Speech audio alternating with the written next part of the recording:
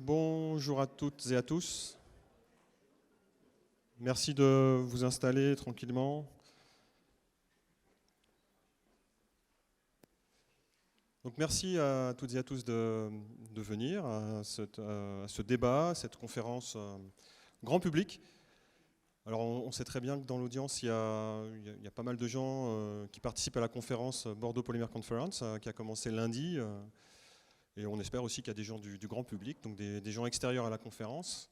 Donc dans le cadre de cette conférence, on a choisi, je ne sais pas si c'est une bonne idée, d'avoir un débat en fait, avec vous sur les plastiques. Les plastiques n'ont pas bonne presse, c'est un débat qui peut être polémique. Nous sommes des chercheurs, on est là pour discuter de façon dépassionnée, de façon polémique, pourquoi pas, on verra bien. Ce sera à vous de le dire. Nous, on va s'effacer tranquillement, après vous avoir montré un petit film qui raconte ce que c'est qu'un plastique en fait. Derrière le mot plastique, vous allez entendre beaucoup parler de polymère. C'est de ça en fait dont on a envie de parler et de débattre avec vous. D'abord, je voudrais me présenter. Je m'appelle Daniel Taton, donc je suis professeur à l'Université de Bordeaux et je travaille comme chercheur, enseignant-chercheur dans un laboratoire voisin d'ici, au laboratoire de chimie des polymères organiques. Et dans ma vie de chercheur, ce que j'aime bien faire, c'est synthétiser des polymères. À partir de petites molécules, on va vers des grandes chaînes macromoléculaires. Et pour faire ça, moi, ce que j'aime bien faire, c'est utiliser des catalyseurs. Voilà. L'idée, c'est de faire le saut à la perche pour passer d'un état initial à un état final avec des petites molécules catalytiques. Et je donne la parole à mon collègue qui va se présenter. Bonjour à tous et merci d'être là. Donc Henri Cramaille, moi je suis professeur à l'Université de Bordeaux. Je travaille aussi au LCPO depuis assez longtemps maintenant. Et effectivement, en tant qu'enseignant-chercheur, ça fait plus de 30 ans qu'on prêche la bonne parole, enfin je crois, j'espère, des polymères, de la science des polymères, de la chimie des polymères, de la synthèse des polymères. Et c'est vrai que ce BPC 2022, c'est probablement aussi une bonne occasion pour faire un peu un point entre spécialistes et non spécialistes sur le devenir des polymères, parce qu'effectivement, la société nous alerte et en tant que chercheur, on doit aussi se poser des questions. Donc on a trouvé intéressant nous-mêmes de faire un point et de vouloir d'échanger avec vous tous. Donc on va démarrer par un petit film et puis après on vous présentera nos invités, les experts qu'on a fait venir avec nous pour argumenter, alimenter le débat autour de la gestion de la fin de vie, du recyclage des polymères. J'ai du mal avec le mot plastique personnellement, donc en cours je ne parle que de polymères. Et voilà, donc on va visionner ce petit film et puis après on va débattre. Merci. Juste le petit film dure un petit peu moins de 8 minutes, donc pour les experts, ils peuvent dormir, pour les autres, ils peuvent ouvrir leurs yeux et se moquer de nous, parce que c'est nous qui sommes les acteurs de ce film.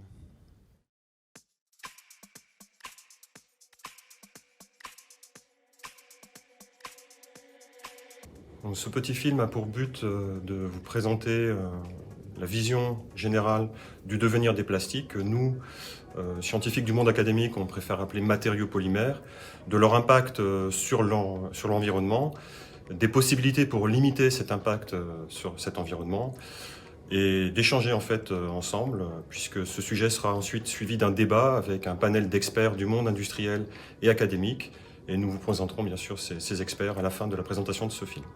Cette conférence débat est organisée dans le cadre d'un congrès international que nous organisons à Bordeaux, congrès international qui réunit tout un parterre d'académiques et d'industriels spécialistes de la science des polymères et qui viennent nous présenter leurs travaux et discuter des dernières avancées de cette thématique. Alors cette conférence débat, elle est organisée par le laboratoire de chimie des polymères organiques, laboratoire aquitain qui dédie toute sa recherche à la science des polymères. C'est un laboratoire qui regroupe environ 150 personnes, incluant les personnels permanents, chercheurs, enseignants-chercheurs et les nombreux étudiants. Pour le grand public, les plastiques n'ont pas du tout bonne presse. Ils sont vus en effet d'abord et avant tout comme des déchets. C'est un fait indéniable. Il est vrai que voir tous ces déchets accumulés dans l'environnement a donné au grand public une perception très négative des plastiques. Pour autant, cela ne doit pas occulter tous les avantages qu'ont apporté et qu'apportent encore aujourd'hui les plastiques. Pour se déplacer, pour se nourrir, pour se soigner, pour se divertir, pour notre bien-être au quotidien. À tel point que la production de plastique augmente de 4% par an dans le monde entier. Ces images prises dans la ville de Talence montrent en effet que les plastiques sont omniprésents dans notre vie quotidienne. On les retrouve partout. Bien sûr, ils sont les principaux constituants des sacs plastiques. On les retrouve dans le bâtiment, les tuyaux de canalisation qu'on ne voit pas forcément sur ces images, les huisseries de nos maisons, les volets roulants, etc. On retrouve les plastiques dans les transports, les habitacles des voitures, les pneumatiques, les tableaux de bord, etc. Et puis plein d'autres applications des plastiques, les dispositifs électroniques et électriques, ce qui fait qu'on ne saura jamais se passer de plastique dans les années à venir. Et puis la nature a déjà tout fait. Les arbres, les végétaux sont constitués de cellulose, de lignine, qui sont des polymères que l'on n'appelle pas plastiques, mais qui sont constitutifs de tous les végétaux. Mais au fait, qu'est-ce qu'un plastique ? Avant d'être des déchets, ce sont d'abord et avant tout des matériaux. Ce sont des matériaux qui sont constitués principalement de longues chaînes, qu'on appelle polymères ou macromolécules, qu'on assimile souvent à des colliers de perles. Ces colliers sont eux-mêmes constitués de molécules de base qui s'appellent unités monomères, et ces unités monomères elles-mêmes viennent de petites molécules qui s'appellent monomères. Ces monomères, pour leur grande majorité, viennent du pétrole, plus rarement de ressources non fossiles, végétales et renouvelables. En réalité, ces colliers de perles, ces matériaux polymères ne sont pas utilisés tout seuls. Ils ont besoin d'aide, ils ont besoin d'ingrédients de formulation, des anti-UV, des antioxydants, des colorants, des plastifiants et d'autres types de charges qui vont conférer à ces plastiques des qualités exceptionnelles et des propriétés particulières. On connaît tous, par exemple, le nom de matériaux composites. Donc, parmi les grands polymères industriels que tout le monde connaît, on peut parler du polyéthylène, du polypropylène, du polychlore de vinyle, des polyamides, du polystyrène. Et pour rester sur l'exemple du polystyrène, ce dernier peut être produit sous différents aspects. On peut faire des pots de yaourt en polystyrène, mais on peut aussi faire des mousses, des copeaux qui vont être utilisés pour des matériaux isolants, ou encore des polystyrènes chocs que l'on va utiliser dans nos bacs de réfrigérateurs. Donc quelques chiffres qu'il est bon d'avoir en tête. On produit aujourd'hui environ 400 millions de tonnes de polymères par an. Alors ces chiffres probablement ne disent rien, mais pour avoir une idée, cela représente le remplissage d'un semi-remorque par seconde. C'est énorme. Et les prévisions disent qu'aux alentours de 2030, on produira 600 millions de tonnes par an de polymères. Près de 8 milliards de tonnes de plastique ont été produits depuis le développement des polymères industriels, c'est-à-dire depuis le début des années 50. En Europe, l'industrie des plastiques emploie 1 600 000 personnes au sein de 60 000 compagnies, essentiellement des PME, et a généré en 2018 un chiffre d'affaires de près de 360 milliards d'euros. Cependant, la majorité des polymères sont encore conçus pour leur performance et leur faible coût, et bien moins pour leur recyclabilité ou leur dégradabilité, à tel point qu'ils sont devenus aujourd'hui une menace pour notre environnement et pour notre santé. La gestion de leur fin de vie, et notamment leur collecte, est aujourd'hui encore très insuffisante. Donc, selon les pays, environ 10 à 30% de plastique sont recyclés, 40% sont incinérés et le reste est transporté dans des centres d'enfouissement où malheureusement on va subir des pertes, ce qu'on appelle des fuites dans la nature. Et cette pollution par les plastiques dans l'environnement pose un problème puisqu'on ignore finalement l'impact exact de cette pollution sur le milieu naturel et les êtres vivants. Aujourd'hui, les technologies de recyclage les plus utilisées industriellement incluent notamment le recyclage par voie thermique et ou mécanique, et bien sûr aussi l'incinération des plastiques. La voie chimique, quant à elle, n'est pas encore mature industriellement car elle est encore trop énergivore. À quelques exceptions près, cette voie chimique est envisagée surtout en utilisant des facilitateurs pour découper les colliers de perles dont on parlait tout à l'heure et qu'on appelle des catalyseurs. Donc cette voie de recyclage chimique des plastiques nécessite encore des efforts de recherche et de développement. Ainsi, des technologies plus performantes de recyclage des polymères s'imposent aujourd'hui, tout comme la mise au point de nouvelles méthodes de synthèse de ces matériaux, par exemple en développant des polymères biosourcés et biodégradables. Donc en conclusion, il apparaît nécessaire de repenser l'industrie des plastiques en positionnant les plastiques probablement au centre d'une économie circulaire et de s'écarter en fait du modèle d'une économie linéaire où on extrait, on fabrique, on consomme et on jette. Il s'agirait donc de réduire leur impact environnemental en garantissant mieux leur recyclage et probablement aussi en privilégiant l'utilisation de ressources non fossiles. Donc toutes ces questions sont au cœur des interrogations citoyennes, des chercheurs et des industriels, et nous allons maintenant en débattre avec nos invités.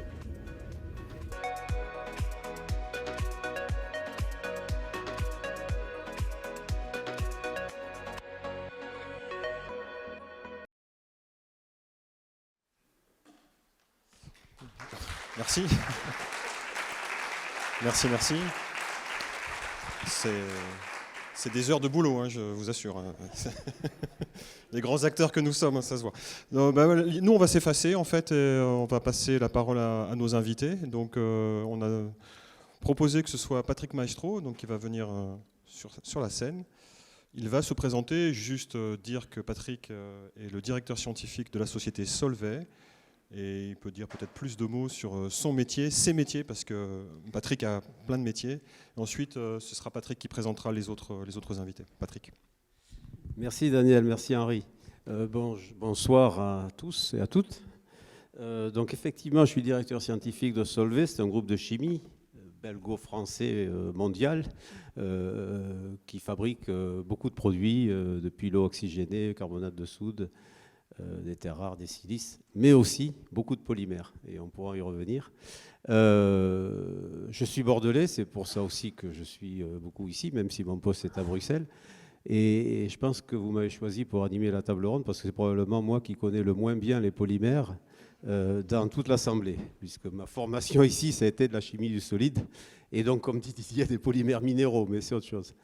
En tout cas, on va essayer de vous parler, et vous nous avez très bien fait l'introduction par ce petit film. Vous avez vu d'ailleurs à quel point les laboratoires du LCPO sont bien tenus. Hein. Il y a juste que les chercheurs ne mettent pas de blouse, ça n'arriverait pas dans le monde industriel, mais les laboratoires, nickel. Donc on va essayer de rebondir sur ce qui a été dit dans le film et parler des polymères et justement la différence entre les plastiques et les polymères. Et pour ça, on a donc 3 experts du monde industriel et académique, parfois à l'interface, que j'appelle donc sur la scène. Sandrine.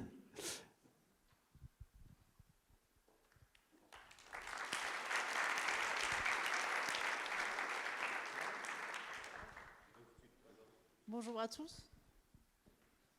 Bonjour.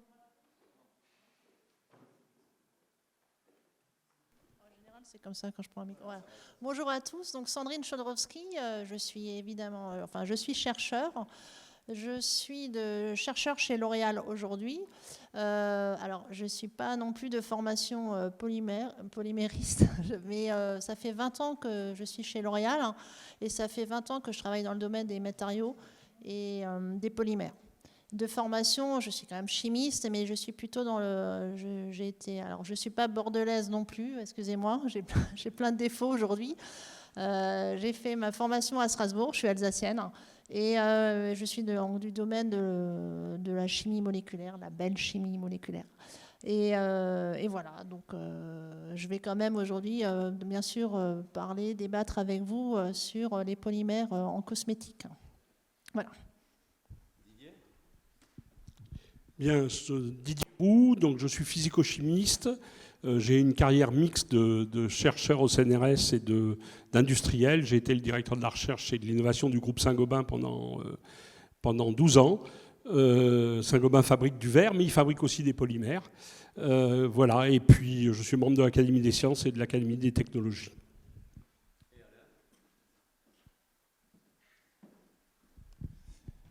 Oui, bonjour. Moi non plus, je ne suis pas polymériste. Donc, nous sommes une bande d'experts. Donc, moi, je suis biologiste de formation. J'ai fait une grosse partie de ma carrière à l'université. J'étais professeur à l'université de Toulouse. Puis, j'ai découvert le monde des polymères il y a 10 ans, quand Carbios est venu me voir pour essayer de trouver des solutions à la fin de vie des plastiques. Et celui qui m'a initié au monde des polymères, il est là. Donc le peu que je sais, je le dois en grande partie à Henri Cramail. Donc on va voir si c'est un bon professeur. Je ne suis pas non plus bordelais, je suis toulousain. Donc Toulouse et Bordeaux, il y a parfois des petites compétitions. Donc nous montons en première division, vous descendez en... Je ne sais plus, j'ai cru comprendre que c'était même pas en deuxième. Bon, et on se rencontrera certainement en finale du top 14. Bon. Et là, on verra. Je ne fais aucun pronostic. Voilà. Bon, voilà, vous voyez le panel extraordinaire que vous avez devant vous. Je dirais aussi que si je connais les polymères, c'est effectivement aussi par les contacts avec Daniel, Eric et d'autres collègues du LCPO. Et avec Didier, il y a une vingtaine d'années, lorsqu'il m'a appris ce que c'était que la physico-chimie de ces systèmes-là. Alors, on va démarrer par une présentation le plus rapide possible, parce que l'idée, c'est quand même de vous écouter et de vous entendre. Voilà, ça marche avec ça. Vous l'avez vu, c'est facile. Pour un chimiste du solide, les polymères, c'est facile. Et vous mettez une ligne en zigzag, vous mettez des boules au milieu et puis ça marche. Mais en fait, il y a beaucoup de chimie derrière ça et c'est quand même, ce sont des espèces très complexes. Mais finalement, grâce à ces polymères, vous obtenez des propriétés tout à fait particulières. Alors, on va parler justement, vous parlez de polymères et je rejoins tout à fait ce qu'ont dit Eric et Daniel, même s'ils ont parlé de plastique dans leur exposé. De polymère et pas de plastique, mais le plastique c'est une propriété et c'est devenu un nom commun malheureusement parce que ça contribue, je pense, à la mauvaise image qu'on peut avoir de certains de ces polymères. Donc vous avez plusieurs variétés de polymères. D'abord les polymères solubles. Alors je vais passer vite et cette présentation elle est d'une part enregistrée puis elle sera disponible. Et puis je pense que ce sont des choses que vous les polyméristes vous connaissez très bien. Mais vous avez donc une première partie de polymères, c'est les polymères solubles dans l'eau ou dans l'huile qui vont permettent d'obtenir des formulations très particulières et qu'on va retrouver dans les domaines que vous voyez ici. Ça va depuis les shampoings, les cosmétiques, les peintures, des formulations pour l'agrochimie ou les formulations d'extraction du pétrole. Et je pense qu'on reviendra sur l'extraction du pétrole. Donc vous avez, grâce à ces polymères, des propriétés tout à fait particulières que vous pouvez obtenir en vectorisation, contrôle de la mouillabilité, viscosification, etc. Et donc, on va de suite passer la parole à Sandrine pour vous expliquer à quoi ils servent ces polymères dispersables ou solubles en cosmétique. Alors oui, en fait, c'est ce slide, ce transparent pour vous présenter. Alors je vous ai dit, je travaille chez L'Oréal et en fait, dans le monde de L'Oréal, qu'est-ce qu'un produit cosmétique? Alors vous pouvez prendre un shampoing si vous voulez, on peut prendre un pot de crème. En fait, c'était important de vous expliquer vraiment de façon très simple, un produit cosmétique finalement, c'est quoi? Et où on retrouve les polymères. Voilà, on est vraiment dans le débat des polymères. Donc on va prendre notre bouteille de shampoing, basique, très basique. Vous avez le contenant, donc la bouteille. Là, c'est un polymère. C'est ce qu'on a dit déjà avant. Mais c'est le domaine des polymères plastiques que moi, je ne travaille pas chez L'Oréal. Moi, je m'occupe des polymères qui sont dans la formule, donc dans le shampoing, si vous voulez. Et ces polymères-là, nous, on les appelle ingrédients de performance. Et comme son nom l'indique, ce sont ces polymères-là qui vont apporter la performance à la formule cosmétique. Alors, quand, par exemple, toujours pour le shampoing, alors je ne travaille pas dans le shampoing non plus, mais bon, dans le shampoing, si vous voulez, il y a de l'eau. Ça, c'est ce que je vous ai mis. Il y a un solvant. Alors, c'est un mauvais exemple, mais en fait, dans une formule cosmétique, vous avez des solvants. C'est assez basique. Vous avez de l'eau, des huiles naturelles ou pas.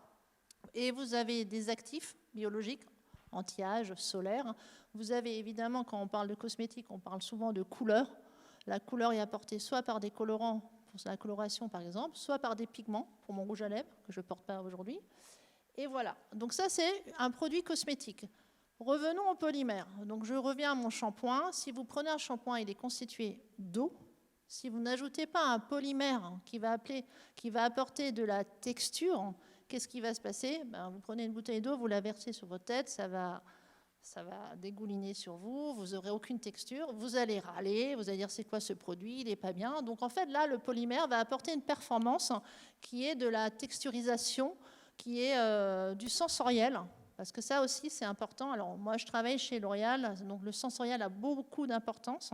Si vous avez un shampoing qui va vous apporter un cheveu rêche et pas agréable, vous allez râler en disant, voilà, j'ai les cheveux qui crissent, mes doigts accrochent, c'est quoi ce produit? Donc voilà, le polymère a plusieurs fonctions dans un produit cosmétique. J'ai aussi parlé de rouge à lèvres.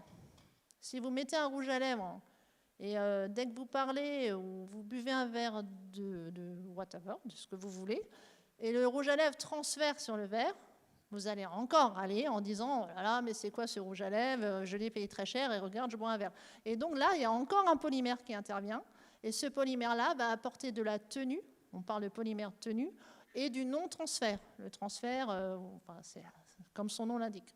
Donc voilà, c'était juste pour vous expliquer en quelques mots, dans un produit cosmétique où se situent les polymères, donc à retenir polymère packaging et polymère qui va apporter la performance du produit. Et je bosserai dans l'agroalimentaire, on pourrait tenir le même discours par exemple. Mais là, c'est L'Oréal. Voilà. Merci Sandrine, on reviendra sur tout ça évidemment. Donc ensuite, on peut parler des autres polymères, les polymères qui vont entrer plutôt dans la composition des matériaux. Et là, juste pour vous montrer un peu de chimie, mais vous allez avoir une grande variété de polymères.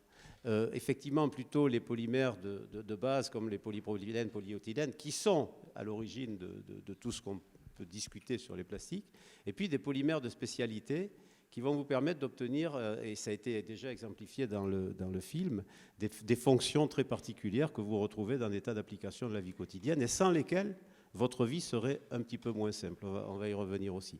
Donc vous avez les polycarbonates, les polymères fluorés, ou les polymères halogénés d'ailleurs, parce que j'ai oublié le PVDC là-dedans. Vous avez des polymères de très haute spécialité, comme les polycétones, polysulfones, PMMA, PPS, etc. Donc ça, c'est juste pour vous rappeler, si besoin était, la diversité de la chimie que vous avez dans la science des polymères. Et puis évidemment le PVC par exemple que vous retrouvez et puis les élastomères, les silicones que vous avez un peu partout, ne serait-ce que dans vos baignoires, enfin dans les joints de vos baignoires ou de vos verres. Donc une grande variété de chimie et donc une grande capacité de travailler la synthèse de ces polymères, mais aussi évidemment les propriétés physiques ou physico-chimiques. On a l'habitude de définir les polymères entre ces deux grandes familles, donc les polymères de base, qu'on retrouve donc plutôt dans le packaging et l'emballage, et puis ces polymères de spécialité que vous allez retrouver donc pour les performances.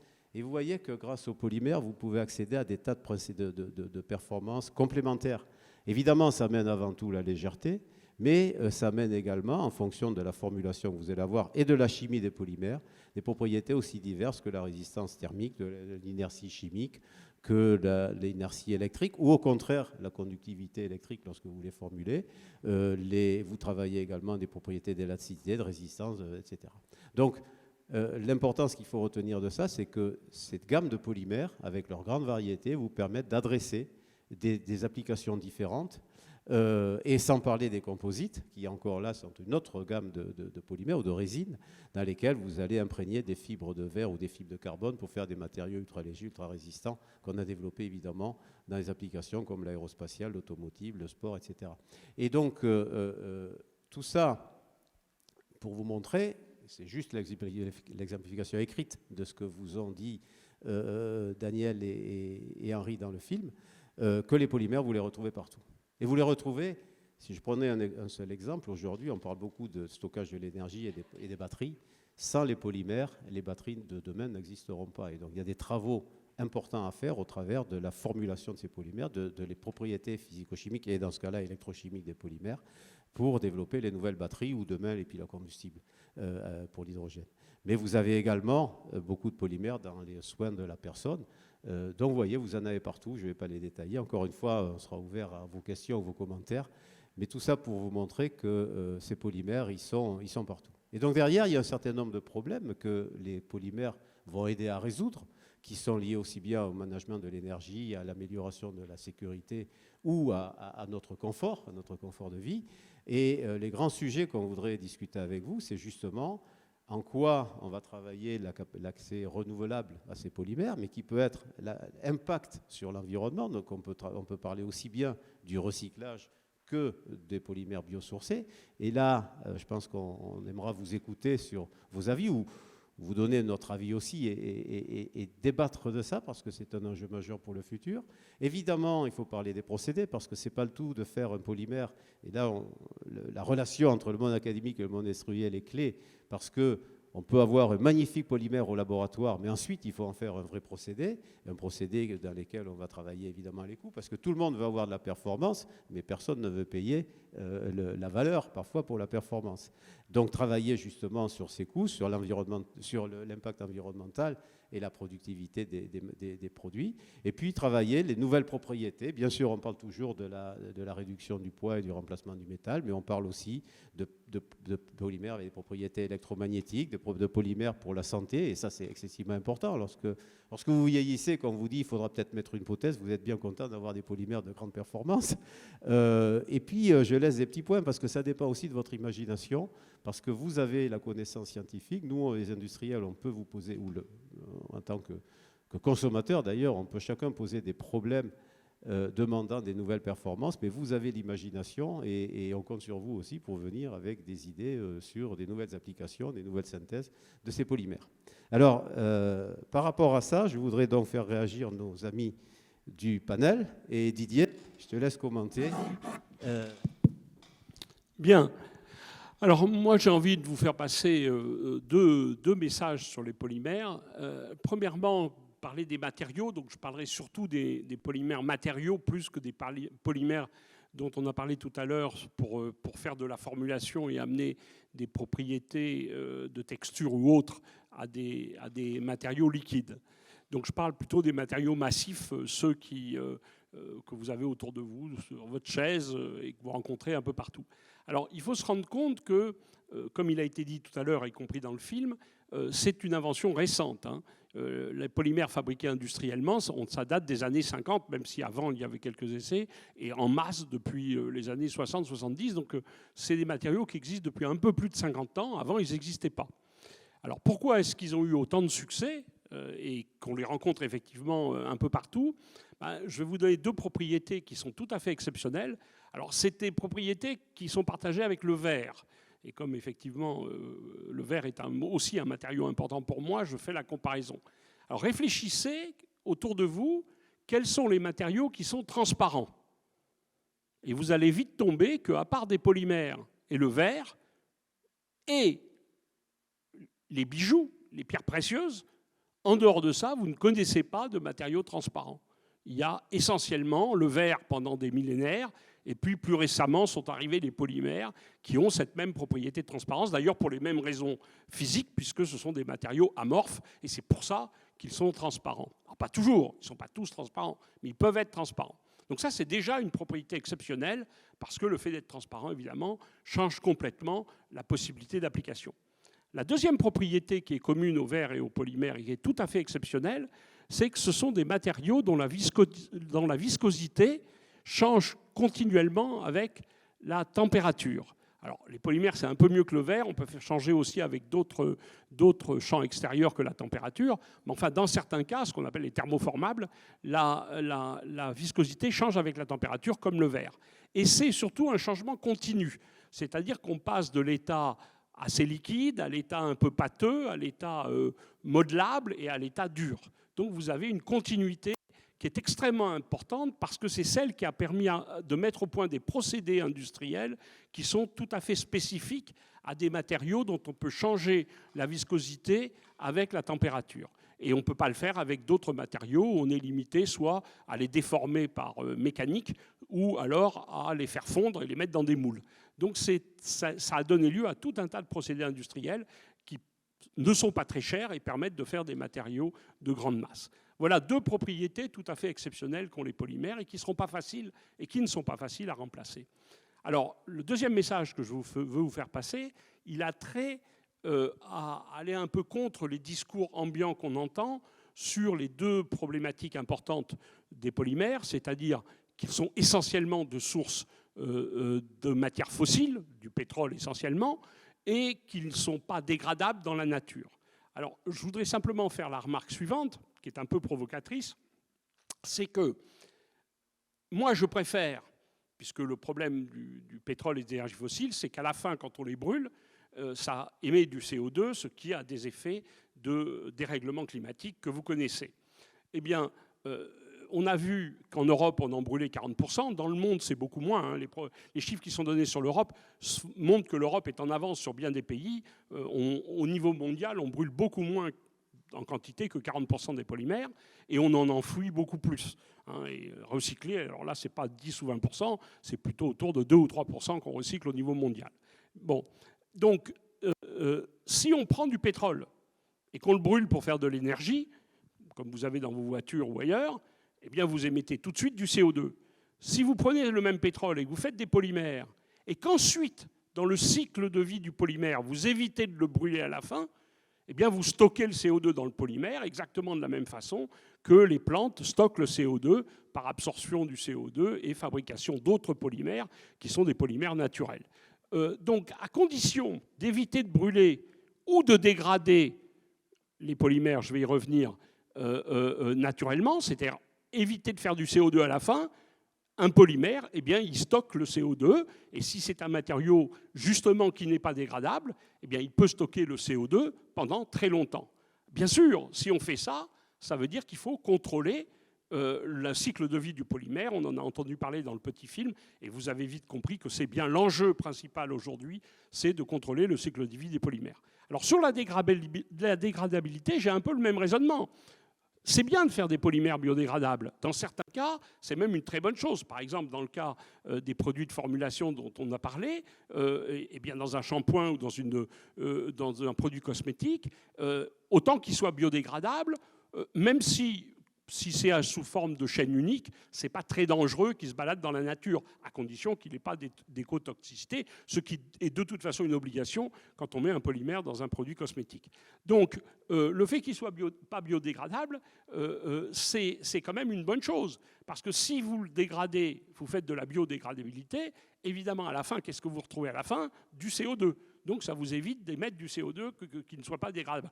Encore faut-il qu'il ne soit pas pollué, qu'il ne pollue pas, c'est-à-dire qu'on ne le retrouve pas, par exemple, dans l'océan, sous forme de nano ou microparticules, et même sous forme de sacs, et qui, évidemment, a des problèmes, qui engendre des problèmes de pollution.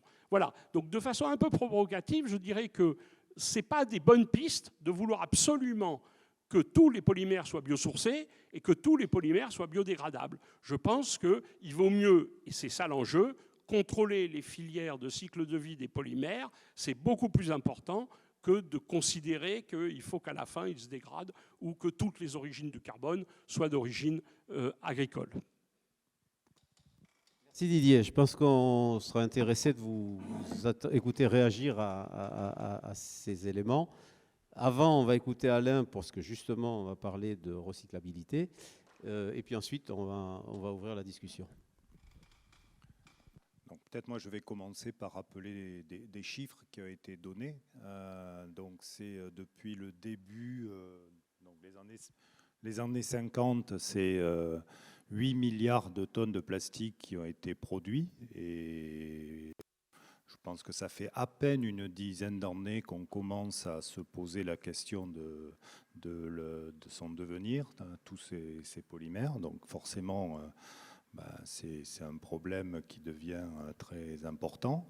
On en produit 400 millions de tonnes par an, donc je ne vais pas vérifier le calcul, mais donc un camion de 18 tonnes toutes les secondes, et il y a 9 millions de tonnes qui finissent dans la mer chaque année. Là, j'ai fait le calcul, et c'est toujours avec la même unité, le camion de 18 tonnes, c'est cette fois-ci toutes les minutes qu'il y a un camion de 18 tonnes qui finit dans la mer. Et donc c'est avec cette idée simple qu'est né Carbios il y a 10 ans, qui est de modestement contribuer à trouver des solutions à la fin de vie de ces plastiques. Et je suis assez d'accord avec ce qui vient d'être dit. Je pense que une des solutions intéressantes, c'est de créer une économie circulaire et donc de recycler ces plastiques. Et c'est certainement pas facile pour tous les plastiques. Donc nous, on s'est attaqué à un plastique qui est le PET, où avec un petit ciseau moléculaire, donc j'ai dit que j'étais biologiste, donc on utilise une enzyme, on vient faire très exactement le contraire de ce qu'ont fait nos amis polyméristes. Moi, j'ai l'habitude, comme j'y connais rien en plastique, de reprendre. J'aime beaucoup l'idée du collier de perles. Je ne sais pas si c'est Henri qui me l'a soufflé il y a quelques années, mais j'aime beaucoup cette idée parce que je me représente assez bien ce qu'est un polymère ainsi. Donc souvent, je raconte, quand je suis interviewé, que si je rentre au cœur de ma bouteille, je vais trouver des milliards de colliers enchevêtrés. Et dans le cas du PET, ils sont faits... ces colliers avec 2 perles, une bleue, une rouge, une bleue, une rouge. Et ce que fait notre enzyme, elle fait exactement le travail inverse d'un polymériste. Elle vient découper entre les perles et les libérer. Et une fois purifié, ça permet de refaire du PET avec très exactement les mêmes propriétés, et donc d'avoir un recyclage de ce polymère. Donc ça, c'est une des 2 technologies qu'on a développées aujourd'hui. Une autre technologie, alors là, je vais un peu, je ne vais pas contredire ou compléter ce qu'a dit mon prédécesseur, c'est pour certains polymères, alors un polymère biodégradable, je pense que c'est, là je serais d'accord avec ce qui a été dit, c'est catastrophique s'il est issu de la pétrochimie, parce que le bilan CO2 est catastrophique. On prend du CO2 sous terre et puis on le relargue à la fin après usage dans la nature. Donc pour les polymères de masse, pas pour les polymères de spécialité, c'est quand même un problème. Par contre, si ce polymère que l'on rend biodégradable est biosourcé, cette fois-ci on a un recyclage sur le CO2 parce que pour faire du PLA, on utilise comme monomère de l'acide lactique. Cet acide lactique, il vient du sucre des plantes et ce sucre, il a été fabriqué par les plantes à partir du CO2. Et donc après, on relargue effectivement du CO2, mais on a une boucle fermée sur le CO2. Merci Alain. Je pense que ça vous permet de poser le sujet, puis de voir que chacun va être un cas particulier. Donc maintenant à vous, est-ce que par rapport à ce que vous avez entendu ou que vous n'avez pas entendu mais que vous avez en tête de vouloir discuter, vous voulez intervenir? Des questions, des commentaires, des contributions? La salle est à vous, là-haut.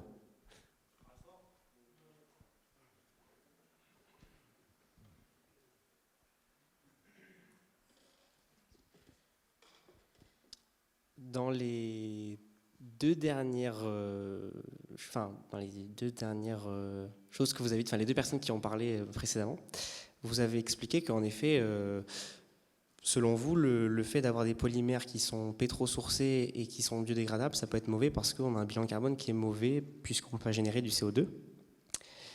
Et en même temps, moi j'ai l'interrogation sur est-ce qu'un polymère qui se dégrade va forcément se terminer en CO2 ? Est-ce qu'il n'y a pas des voies, par exemple, de dégradation dans les milieux aquatiques qui permettent d'obtenir d'autres choses, des molécules, on retrouverait des monomères qui ne seraient pas forcément du CO2, alors qui seraient dispersés dans l'eau, mais qui ne seraient pas forcément, qui seraient par exemple moins toxiques qu'un sac plastique entier, par exemple, sans être forcément des nanoparticules. Est-ce qu'on ne peut pas imaginer des choses comme, de telles choses, ou est-ce que vraiment ça finit toujours en CO2, un mauvais bilan, quoi ?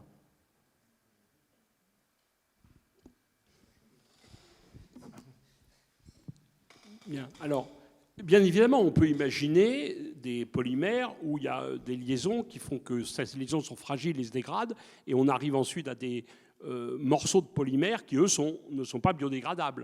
C'est possible. Mais dans ce cas-là, on revient au problème premier, qui est d'avoir des polymères pas biodégradables, puisque à partir du moment où il y a un synton qui est relativement important, qui n'est pas biodégradé, on va dire que c'est quand même le polymère qui n'est pas biodégradable. Parce que dans la notion de biodégradabilité, il y a quand même quelque part la notion que dans la nature, le système, comme pour un système compostable, finit à la fin en eau et en CO2. C'est-à-dire que c'est une oxydation complète naturelle de l'objet. Sinon, on revient au problème que ce n'est pas réellement biodégradable. Vous connaissez tous l'exemple des plastiques. Vous mettez un sac plastique dans l'océan, il finit par disparaître, même si ça met très longtemps. Pour autant, il génère des micro ou des nanoparticules qui, elles, ont des propriétés toxiques et sont peut-être même plus dangereuses que le sac de plastique au départ. Voilà. Donc le fait de s'arrêter en cours de route, ce n'est pas un signe de biodégradabilité, c'est juste un signe de dégradation partielle. Et pour moi, en tout cas, je considère que ce n'est pas biodégradable s'il ne va pas jusqu'au bout.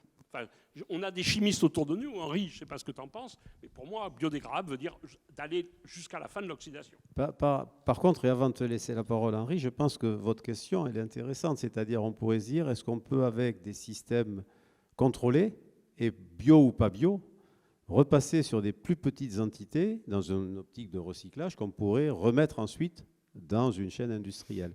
Mais justement, Henri, ça serait Non, mais intéressant. voilà, vous avez répondu. C'est-à-dire que si on ne maîtrise pas les produits de dégradation, à supposer que ce ne soit pas eau et CO2, si on ne maîtrise pas ces produits et leur impact sur l'environnement, c'est pire que le plastique en lui-même, le polymère en lui-même. Donc, je pense que voilà les 3 éléments de réponse qu'on peut vous faire. Je veux aussi compléter parce que à votre question, la réponse est oui. Oui, on sait ces fameux colliers de perles, les décomposer en fait, les réduire leur taille et revenir à des plus petites molécules. Le problème, c'est la demande énergétique en fait. Ça coûte énormément en énergie. On doit faire ça à des températures très élevées. On est au-dessus de 400, 500 degrés Celsius. On utilise des catalyseurs assez spécifiques. Et énergétiquement, c'est pas très favorable. Donc, dans le cycle de vie du polymère, c'est pas bon. Et il y a un autre problème qui se pose, c'est qu'on a une distribution de produits à la fin qui est très très large. On n'a pas un produit unique, on a un mélange qu'il faut ensuite purifier. En fait, on brûle des polymères, on les traite thermiquement, on fait de la pyrolyse et on obtient à la fin en fait un naphta. C'est exactement la même chose que ce qu'on a au départ issu du pétrole. Mais il y a une distribution de produits qu'il faut purifier. Et tout ça engage beaucoup d'énergie et ce n'est pas très viable d'un point de vue économique pour l'instant. Mais justement, on est avec une audience grand public, mais aussi de scientifiques ou de futurs scientifiques. Je ne vous vois pas, je ne sais pas si vous êtes étudiant ou pas, mais c'est aussi l'occasion de lancer des défis. Aujourd'hui, Daniel dit que ce n'est pas faisable, c'est faisable, ça coûte beaucoup d'énergie. Imaginons avec les chimistes, les gens de la catalyse, si on ne peut pas regarder à 5 ans, à 10 ans, à 20 ans, des solutions qui soient moins énergétivores. C'est des vrais axes de recherche pour le monde académique. D'autres questions ou contributions ?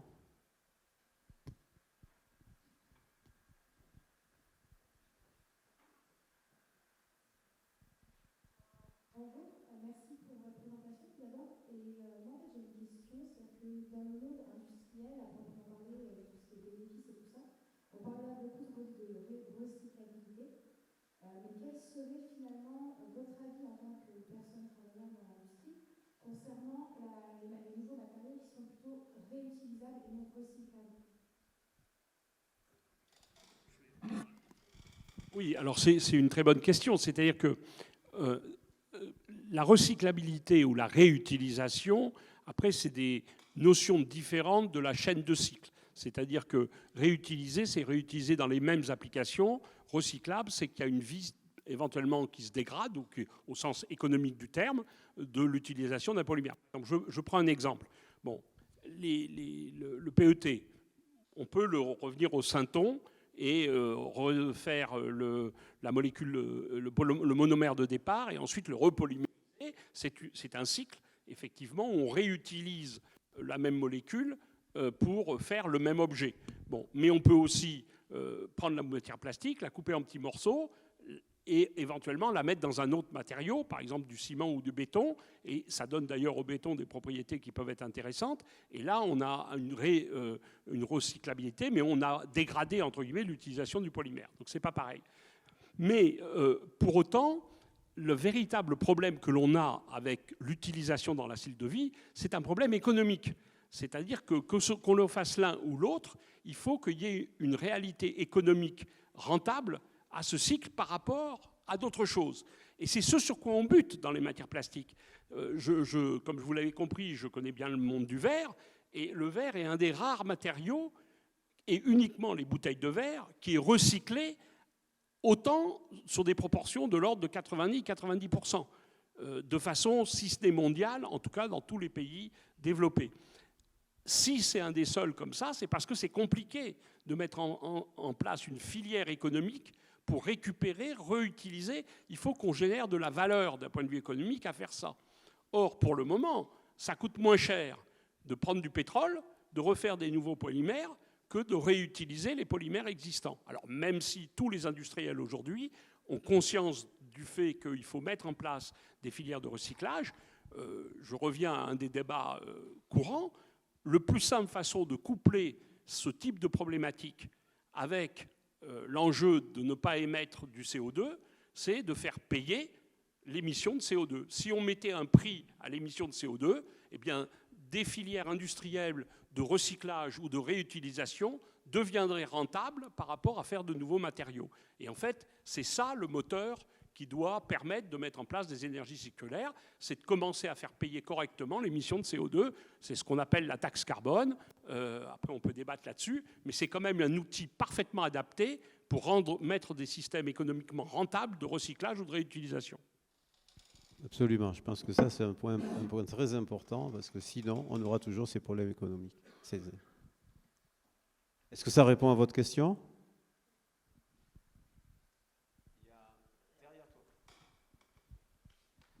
Bonjour, d'abord une remarque, j'ai commencé à m'intéresser au plastique il y a à peu près 5 ans. Il y a 5 ans, vous expliquez déjà que 8 milliards de tonnes de plastique avaient été produites et qu'on en produisait annuellement 350 à 700 millions de tonnes. Du coup, aujourd'hui, on a été plus cherchement autour de 9 à 10 milliards de tonnes qui ont été produites depuis l'utilisation de plastique. Et voilà, on ne va pas trop évoluer ces chiffres en la littérature, important. Je pense que c'est comme ça que ça se passe. Vous parlez des problèmes de rentabilité du recyclage. Vous parlez aussi du nombre de polymères différents qui existent. Donc ça suppose d'avoir une filière de recyclage de polymères, je suppose. Est-ce que vous croyez sincèrement qu'on puisse arriver à rentabiliser toutes les filières de recyclage et maintenir les polymères en fait, plastiques rentables dans ces situations? Voilà, sinon, oui, par rapport à Carbios, vous avez dit que vous faites du recyclage du plastique, c'est déjà le plastique qui se recycle le mieux aujourd'hui. Donc c'est bien de chercher des solutions sur du recyclage du plastique. Il y a déjà une solution aujourd'hui, mais qu'est-ce qu'on fait avec tous les autres?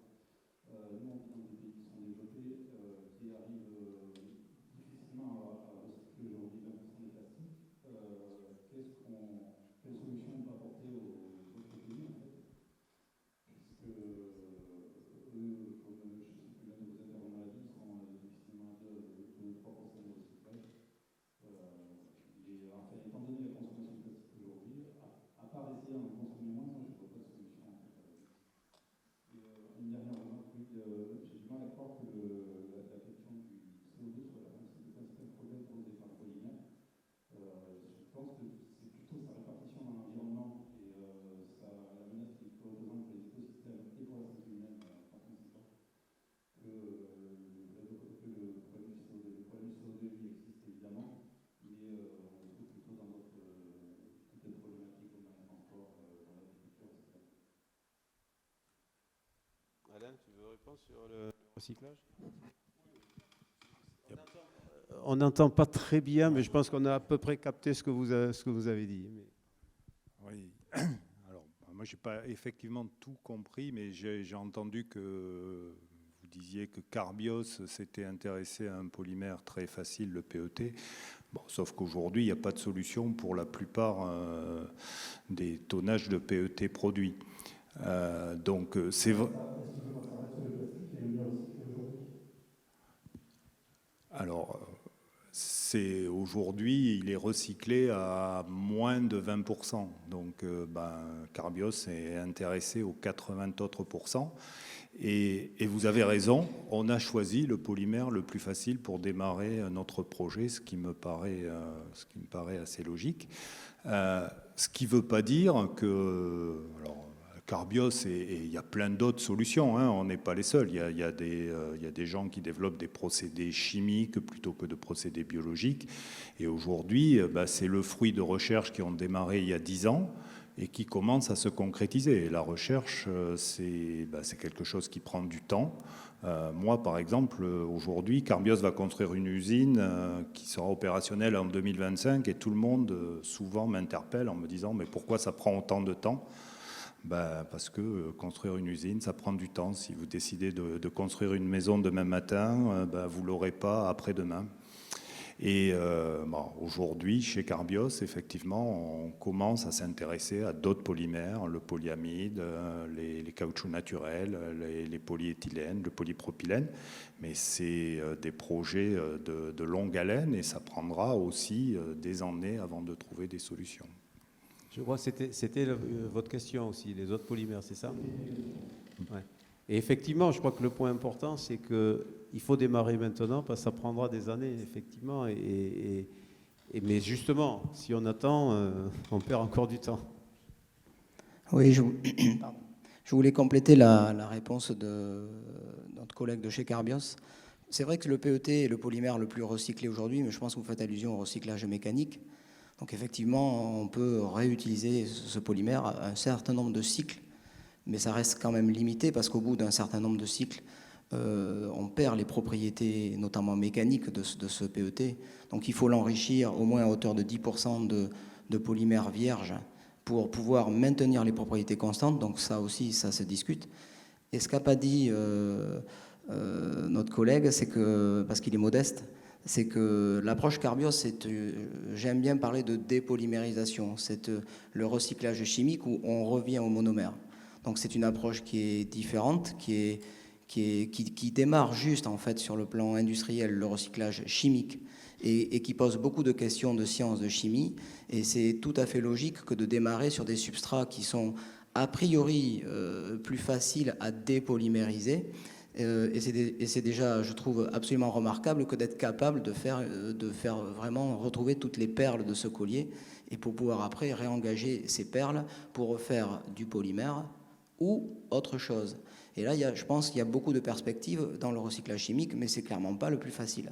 Mais le recyclage mécanique a quand même ses failles et ses faiblesses, à savoir que très vite on perd les propriétés.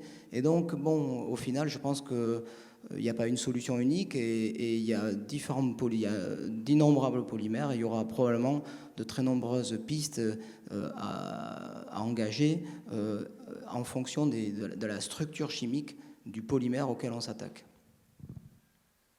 Il y avait une question derrière vous, je crois, monsieur en bleu.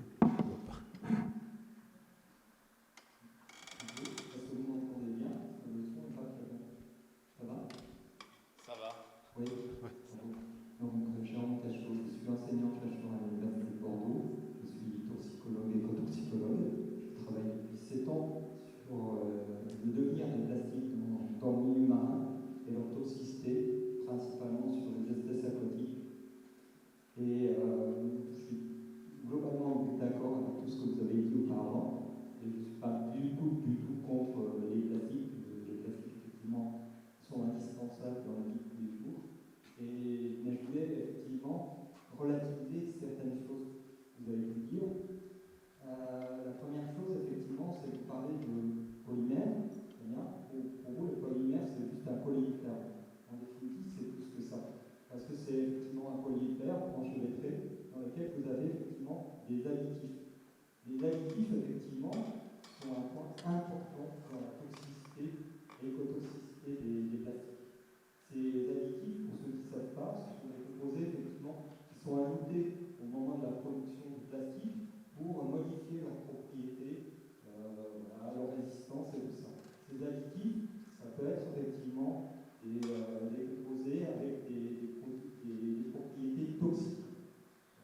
Vous avez tous entendu parler du bisphénol A. Le bisphénol A, on le retrouve effectivement dans pas mal de plastiques. Vous avez les phtalates, vous avez les métaux qui sont utilisés éventuellement comme colorants, mais aussi comme produits de charge. Tous ces additifs ne sont pas liés physiquement, du moins pas avec des liaisons fortes au polymère. Okay.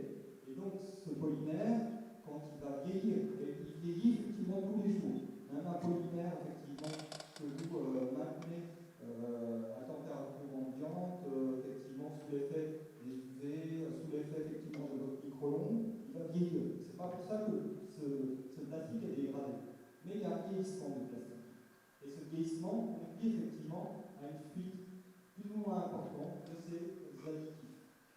Okay. Ces additifs, effectivement, peuvent fuir dans l'air, peuvent fuir dans l'eau, peuvent fuir aussi dans votre digestif quand le plastique est ingéré. Alors, il est ingéré de façon effectivement involontaire.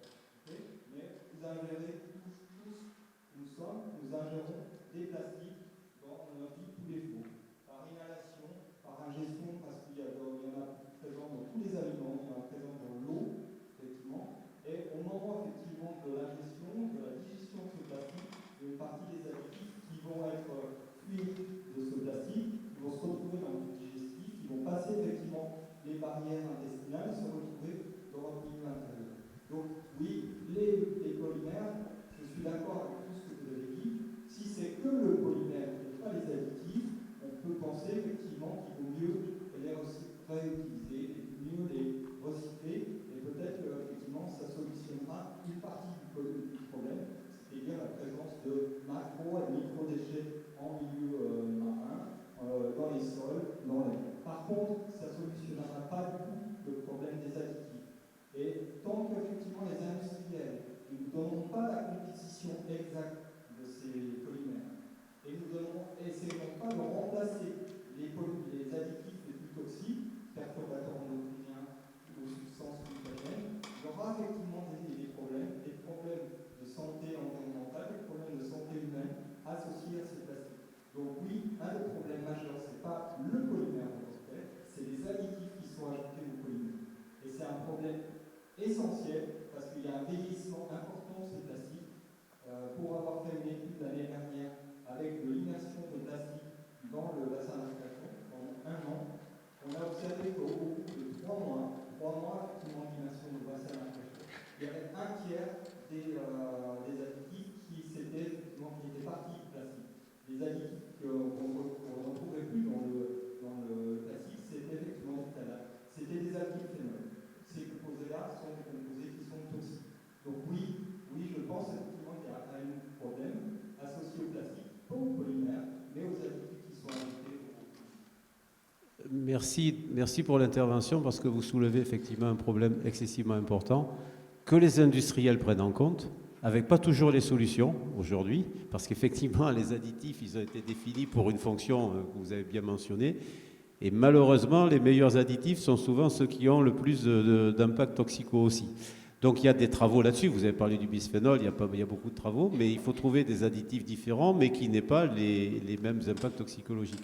Donc c'est très important que vous ayez soulevé ça, et qui veut réagir par rapport à ça? Parce qu'il y en a dans les polymères massiques, mais il y a aussi des additifs dans les formulations, donc peut-être Sandrine, on peut te laisser réagir là-dessus. Moi, j'allais demander à l'expert s'il avait des solutions. Alors oui, à la personne en haut. Non, mais oui, effectivement, non, parce que j'ai toujours tendance à dire, moi, je suis pas du tout experte en ça. Alors, en plus, comme vous disiez, hein, là, moi, je suis sur la synthèse des polymères en soie en formule. Sur améliorer les formules avec des molécules, comme tu disais, on utilise des molécules qui sont efficaces et qui peuvent avoir des effets délétères. Moi, absolument, je ne suis absolument pas la bonne personne à qui il faut poser des questions. Je suis désolée.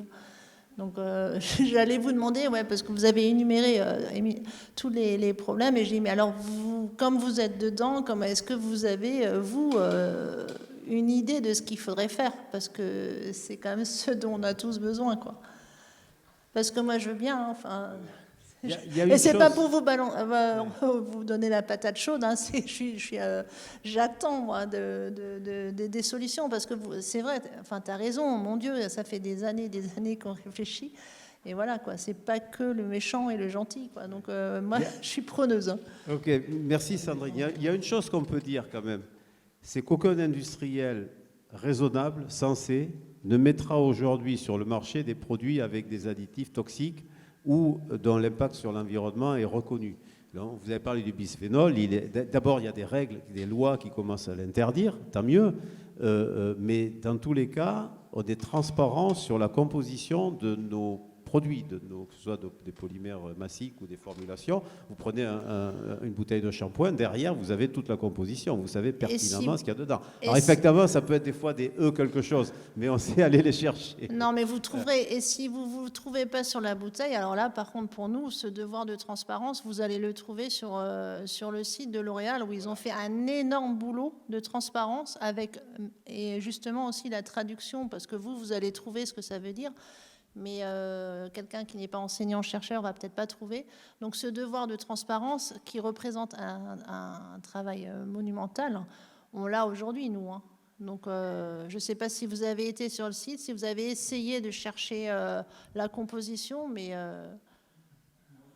après, je parle de... Ce sera...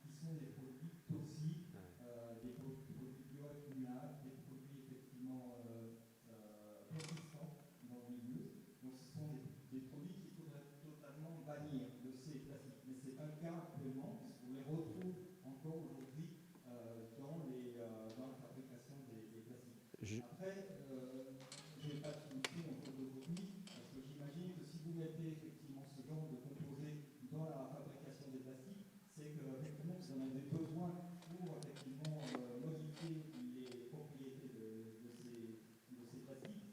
Hein.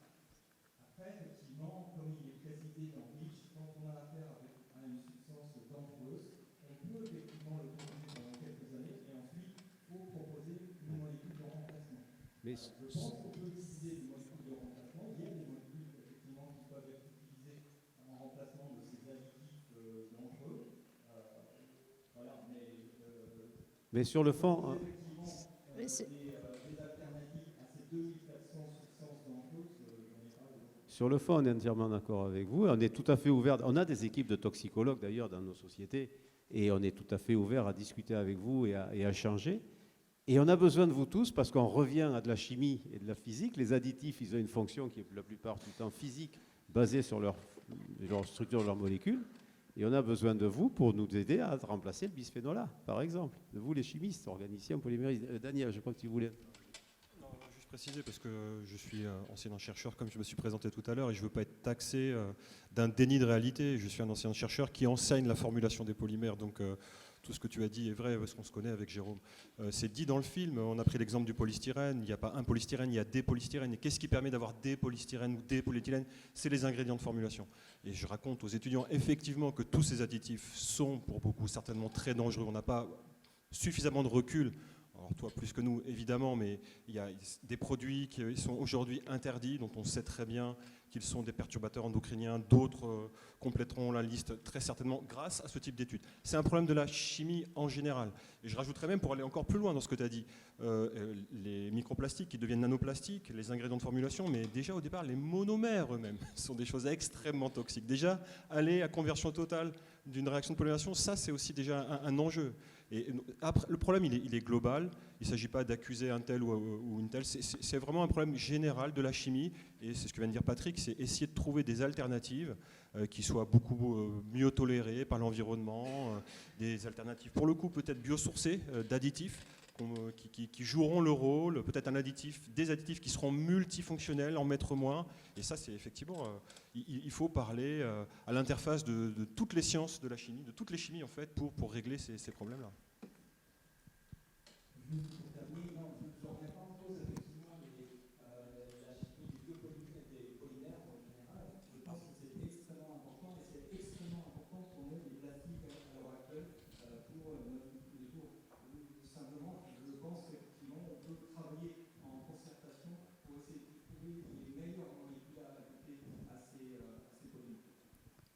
Oui, je voudrais rajouter un petit peu sur ce point-là en particulier, parce qu'effectivement, Il y a quand même une prise de conscience, ils n'ont pas besoin de moi pour se défendre, parce que je suis enseignant-chercheur comme toi, et donc il y a une vraie prise de conscience des industriels. Donc, sur un exemple, sans rentrer dans les détails, aujourd'hui, pour le développement de nouveaux polymères biosourcés pour des applications dans l'aéronautique, donc on peut penser qu'il n'y aura pas trop d'impact, on va dire, environnemental, ou qu'on saura très facilement recycler et récupérer le matériau. La question de la toxicité des monomères que l'on va biosourcer, que l'on va utiliser, que l'on va modifier pour faire le polymère, est posée avant même de commencer à élaborer ce même matériau. Donc ça veut dire que il y a une évolution qui est claire aujourd'hui dans la réflexion, avec cette prise de conscience de la toxicité des monomères, même s'ils sont biosourcés, que l'on peut. Donc ça, c'est très bien. En revanche, là où je suis d'accord, où je pense que on a tous un rôle à titre individuel, qu'on soit chercheur ou pas chercheur, peu importe. Il y a une prise de conscience sociétale pour faire évoluer les choses. Et c'est clair que qu'on soit de ce côté de l'estrade ou de l'autre, je pense que personnellement, même, je pense que les choses n'avancent pas, n'évoluent pas assez vite, de toute façon. Donc il faut effectivement qu'il y ait une prise de conscience collective, et chacun à titre individuel peut-être de mieux maîtriser ce qu'on achète, ce que l'on fait, etc., etc. Parce que ça va partir aussi de là, de peut-être consommer un peu moins et moins de façon inutile, etc. Bon, je pense que certains pensent ça dans la salle, donc je le dis avant, et comme le point ne vient pas, je le dis de façon aussi un peu provocatrice. Je peux juste rajouter quelque chose par rapport... je vous ai dit, ou je ne vous l'ai pas dit, je ne sais plus, moi je suis en recherche fondamentale, donc je suis dans le design des nouveaux polymères, d'accord ? Et je peux juste vous dire, vous avez parlé de safety, vous avez parlé d'écotoxicité, de persistance. Ces trois leviers, donc ces trois labos différents, parce que c'est trois environnements différents, il y a la safety humaine, il y a l'écotoxicité et il y a l'accumulation et la non-accumulation. Ça, c'est intégré. En fait, c'est tellement évident pour moi que des fois, j'ai tendance à l'oublier. On a d'ailleurs oublié de le dire quand on a fait une petite conférence ce matin. On l'intègre dès le début de la conception. Donc là, je vous parle des nouveaux polymères qui vont arriver sur le marché dans 10 ans. Et c'est un no-go à chaque fois. Enfin, c'est quand même assez important de le dire. Donc, j'ai pas de solution pour ce que vous avez évoqué sur ce qui est sur le marché aujourd'hui.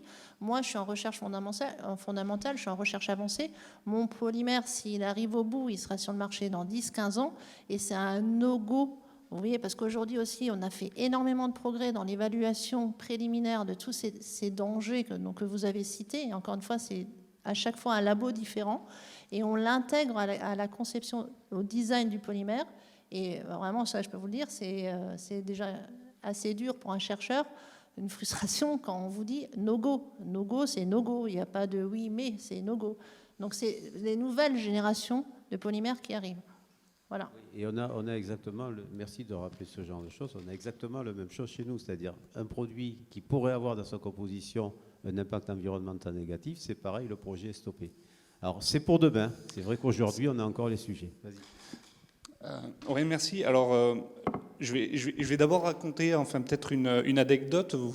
C'est dans l'alimentaire, en fait, où vous dites tous qu'en effet, les additifs toxiques, vous ne voulez pas utiliser. Dans l'alimentaire, vous avez les monoglycérides qui sont interdites pour les brioches, des choses comme ça.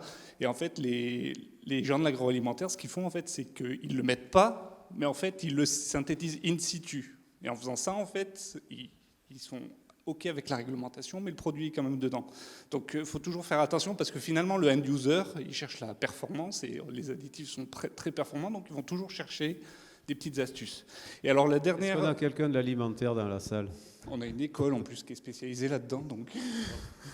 Et donc, vous avez parlé en effet, enfin Henri, de la réduction. Et donc, on parle aujourd'hui, on a 400 millions de tonnes. 2030, 600 millions de tonnes.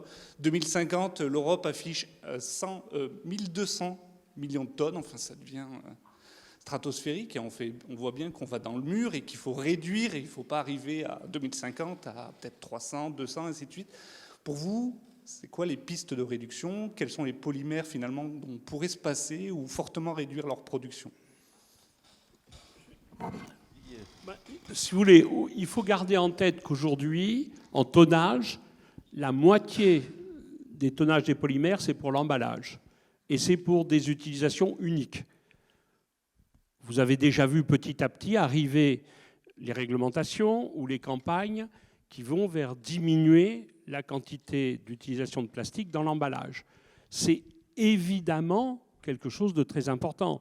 C'est-à-dire que les pistes de réduction, il faut d'abord les prendre sur les grosses masses. Et les masses, et la masse la plus importante et la moins recyclée, entre guillemets, c'est l'emballage. Donc il faut faire des efforts sur les emballages. Et alors là, si je prends l'exemple, donc ce qu'ils ont fait, c'est une réglementation à propos des sacs plastiques en disant on va interdire les sacs plastiques ou les limiter en définissant en fait une épaisseur de sac plastique. Et ce qu'ont fait les industriels, c'est finalement augmenter l'épaisseur du sac plastique pour continuer à les vendre. Je ne sais pas, je ne comprends pas. Oublions les industriels. On parle de qu'est-ce qu'il faut faire au niveau de la société.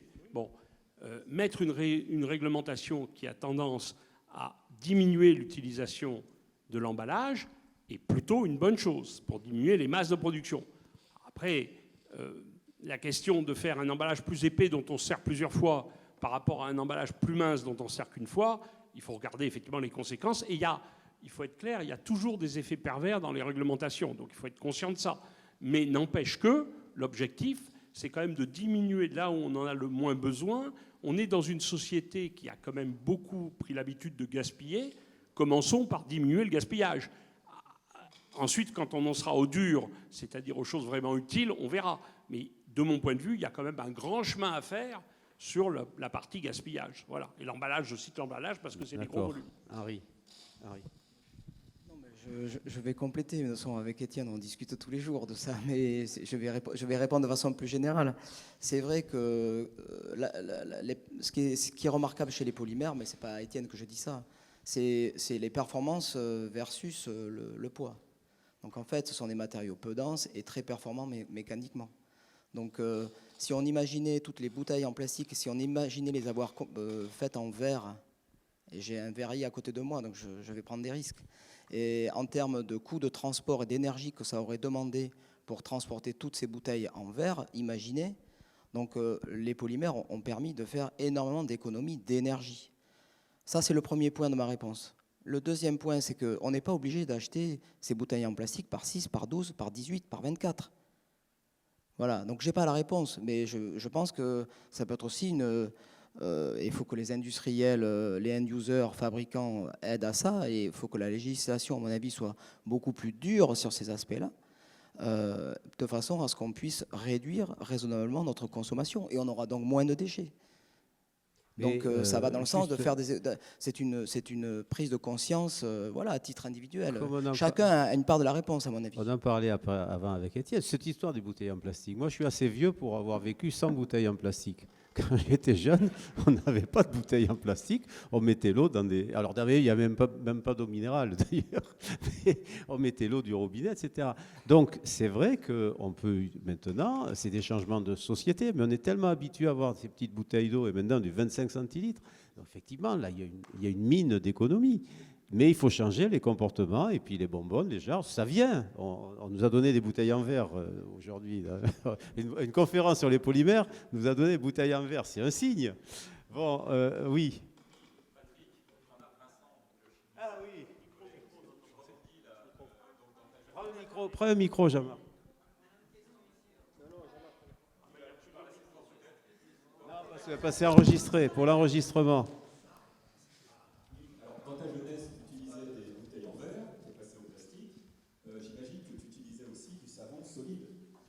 Absolument, mais ça revient. On va écouter L'Oréal là-dessus.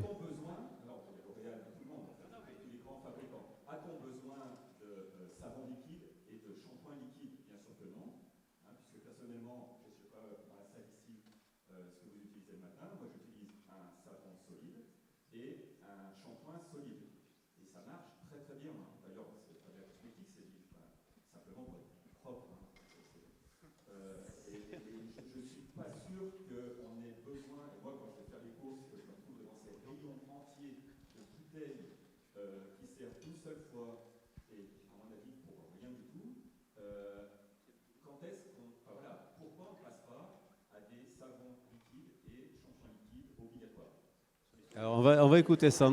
Oui. Alors obligatoire, je ne peux pas répondre parce que je ne suis pas politique.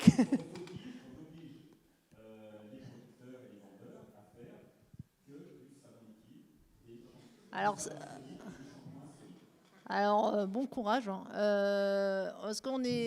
Parce que ça, c'est un pouvoir politique. On ne peut pas imposer. Enfin, je veux dire, c'est trop facile. C'est la conscience. Enfin, je trouve. Alors là, c'est moi qui parle perso.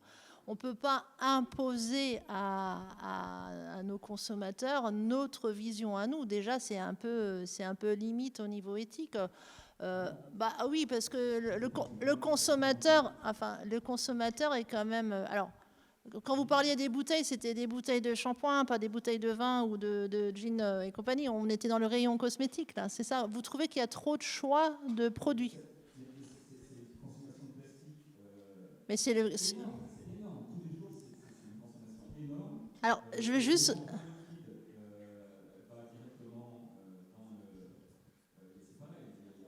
Solide aussi. Hein. Vous prenez une douche, il va aller dans la station d'épuration. Ça, on est d'accord. C'est le même chemin. Non, mais après.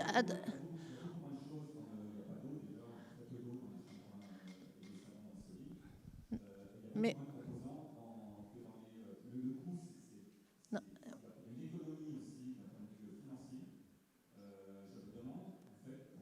Mais d'ailleurs, on vous propose aujourd'hui, alors je dis L'Oréal, mais c'est pas que L'Oréal, hein, c'est le monde de la cosmétique. Vous avez remarqué, puisque vous l'utilisez, on repropose aujourd'hui des savons solides, des shampoings solides. Je fais pas toujours, c'est pas toujours simple. C'est reproposé aux consommateurs, donc ça montre bien aussi, et on va même au-delà de ça. Au niveau de la recherche, on se pose aussi la question de tout ce qui est formule solide, mais d'un point de vue recherche.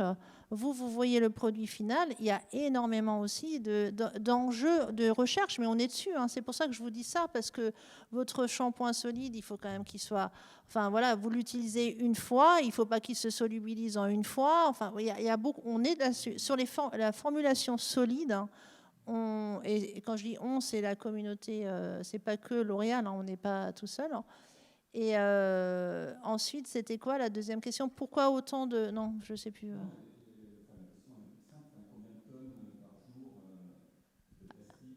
Alors, moi, c'est ce que je voulais dire. Voilà, alors voilà, je vais vous donner la réponse. En fait, L'Oréal, on est ridicule. Alors, par rapport à tous les chiffres qui sont... on voit même pas sur les courbes. En fait, la consommation de polymères, on parlait de combien annuel? C'était 400 millions de tonnes, c'est ça? Le portefeuille, c'est moins de 20 000 tonnes. Donc, Xavier, ici, va me dire que c'est 18 953, j'en sais rien, mais c'est moins de 20 000 tonnes. Le portefeuille polymère mais quand je vous dis ridicule, et d'ailleurs, on peut extrapoler, c'est qu'on est tellement petit que c'est compliqué, justement. On est tout petit, 20 000 tonnes en polymère, tout compris. Donc, vous voyez, on nous regarde même pas. Enfin, je veux dire, voilà. Et on est numéro 1 mondial. Donc, voilà. C'est vrai que c'est là. On peut pas dire qu'on n'est pas là. Et je suis bien... Enfin, j'ai envie d'être là, donc je le dis. Mais on est tout petit, tout petit, tout petit. Mais si tu veux, Jean-Marc, je pense que la solution, elle est chez vous. Si le jour où tout le monde qui va le jour où les gens qui vont au supermarché ou n'importe où pour acheter le shampoing, ils diront « Ah, mais moi, je veux pas un shampoing moutarde, vous n'avez pas du shampoing solide ?» Je crois que c'est Coluche qui a dit ça. Il oui. suffit de ne pas le consommer pour... Ça, parce que, si tu veux, il y a les tendances et puis il y a la demande du consommateur. Aujourd'hui, il n'y a pas de demande suffisante. Ouais. Si. Je regarde pas la télé, mais non, il y a DOP. Si. Alors. En tout cas, bon, on va passer à une autre question, mais ta remarque est parfaite. Oui, DOP, c'est L'Oréal, pardon. Eh ben, Mais voilà. DOP, c'est L'Oréal, en fait. J'ai oublié de préciser. Donc, tu vois, il commence à répondre à ta question. En fait, ouais. Et derrière, il y a, comme tu le vois, il y a des problèmes scientifiques et technologiques extrêmement importants. Donc, c'est des bons sujets. Il faut qu'on passe à s'il y a d'autres questions. Mais merci pour ton intervention.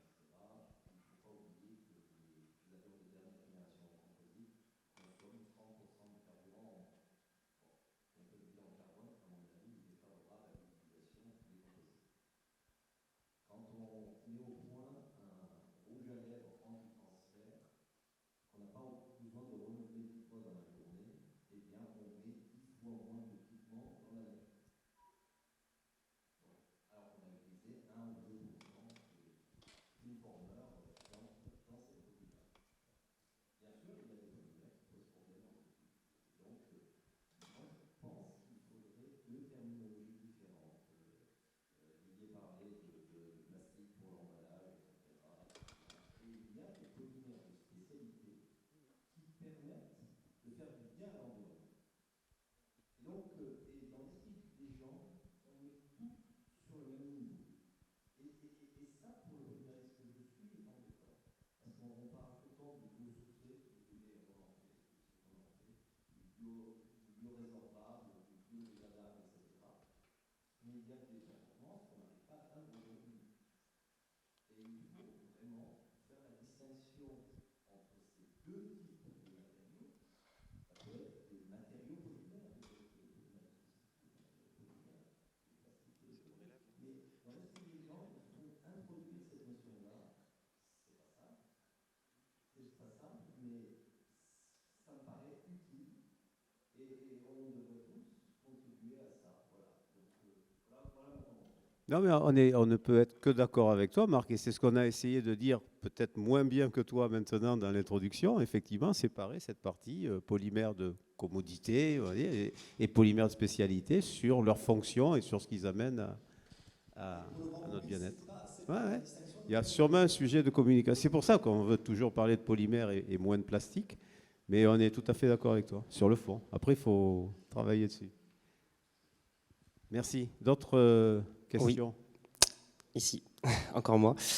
Je voudrais faire 2 remarques sur ce que j'ai entendu. Alors, moi aussi, j'ai noté sur mon téléphone ce que je voulais dire. Sinon, j'oublie. Alors, la première chose, c'est sur la transparence. Donc, vous avez évoqué la transparence sur les produits L'Oréal. Alors, j'ai une toute petite expérience dans le milieu cosmétique des polymères. En revanche, j'ai fait face à une terminologie justement très obscure dans le milieu de la cosmétique, qui est la terminologie INCI, qui en fait protège si vous voulez, la composition d'un polymère à travers un nom qui est donné et qui est écrit sur tous les emballages, enfin, les ingrédients en shampoing. Vous allez avoir un truc genre caprylyl glycol. Et en fait, derrière ce nom-là, vous allez avoir peut-être une centaine de polymères différents. Donc, d'un point de vue de transparence, j'aimerais savoir ce que vous voulez me répondre à cela. Voilà. Alors, quand je parlais de transparence, je parlais des produits L'Oréal. INCI, c'est pas L'Oréal, hein. C'est réglementaire, c'est le nom chimique qu'on va donner à une. C'est pas L'Oréal qui décide du nom INCI. Hein. C'est pas dans nos mains. Donc quand je parlais de transparence, je parlais de ce que nous on a dans les mains et qu'on peut contrôler, c'est-à-dire nos produits. Et je dis juste qu'il y a eu un énorme travail de transparence. Et vous avez pu le voir. Moi je le vois. Enfin, alors je l'ai vu sur les produits, même sur le packaging, le produit Garnier. Alors c'est L'Oréal aussi. Hein, je l'ai vu parce que j'ai fait attention du coup. Hein. On voit exactement la composition avec les noms j'allais dire en français, que tout le monde peut comprendre, et pas justement en tout petit. Vous avez les noms INCI. Et les noms INCI, c'est réglementaire. On est obligé, quand on a un nouveau polymère, ok, je suis sur un nouveau polymère, je veux mettre ce polymère sur le marché. D'un point de vue réglementaire, il y a une commission internationale qui se réunit et on doit proposer des noms. Et c'est cette commission-là qui va décider, qui va choisir ce nom INCI. Nous, on propose... Et je peux vous dire que c'est un exercice très difficile. On propose des noms qui correspondent au mieux à mon polymère, et notamment par rapport à la composition des monomères, comme c'était expliqué. Et après, c'est cette commission internationale qui décide. Donc la transparence, quand je parlais de transparence, ce n'était pas le nom INCI. Le nom INCI, c'est un exercice imposé, réglementaire.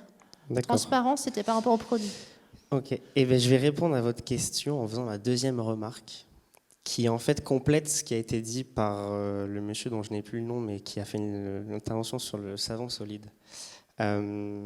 Globalement, j'ai entendu de votre part, on va dire plutôt les industriels, sans vouloir stigmatiser évidemment, mais j'ai entendu que quelque part, en fait, c'était aux consommateurs avant tout de faire le choix du savon solide, etc. Non. Aujourd'hui, selon moi, s'il y a bien des gens qui ont un pouvoir massif, puisque ce sont déjà des organisations, pour influencer nos façons de faire les choses, c'est bien les grandes entreprises, oui, et surtout des entreprises comme L'Oréal qui ont une influence mondiale.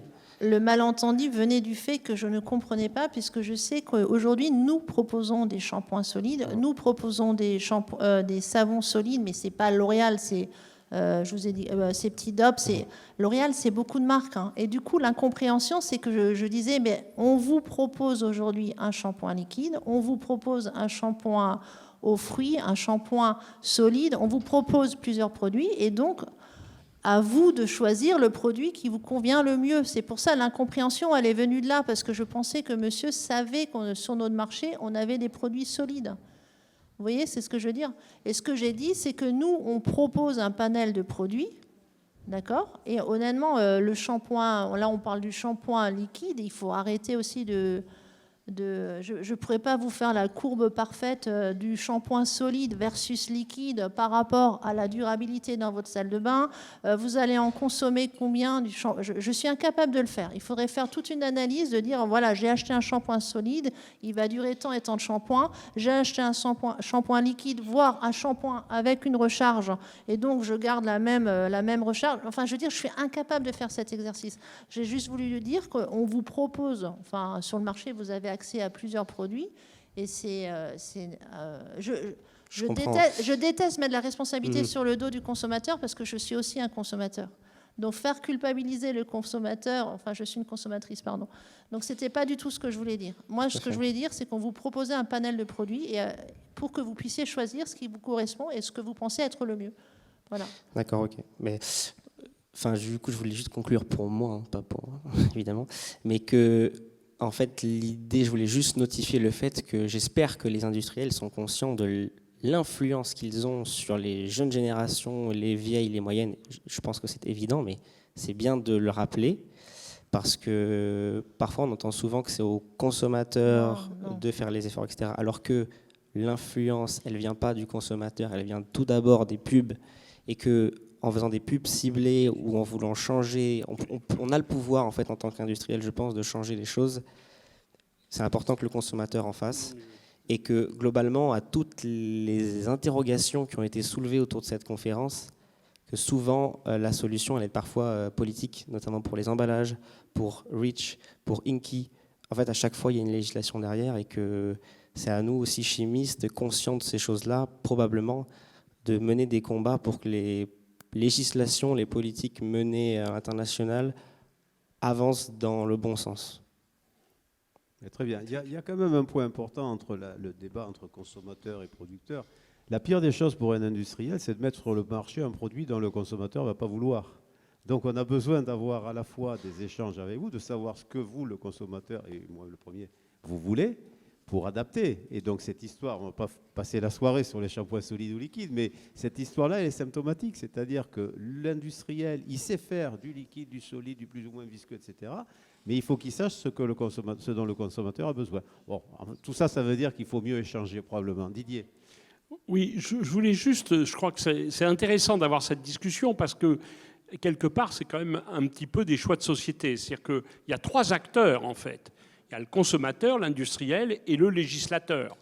L'Europe vient de passer une loi extrêmement violente, qui est de dire qu'il sera interdit de vendre des voitures thermiques en 2035. Voilà l'exemple où le législateur a pris une décision qui correspond peut-être à la volonté des populations, mais qui correspond quand même à une énorme contrainte d'un point de vue réglementaire, qu'il faut que d'ici une quinzaine d'années, on abandonne l'idée de conduire des voitures thermiques. Elles dureront un peu plus longtemps, parce que celles qui ont été construites avant continueront à... Et quand vous regardez les conséquences que ça a sur l'organisation industrielle, sociale, et y compris dans notre vie de tous les jours, les conséquences sont monstrueuses.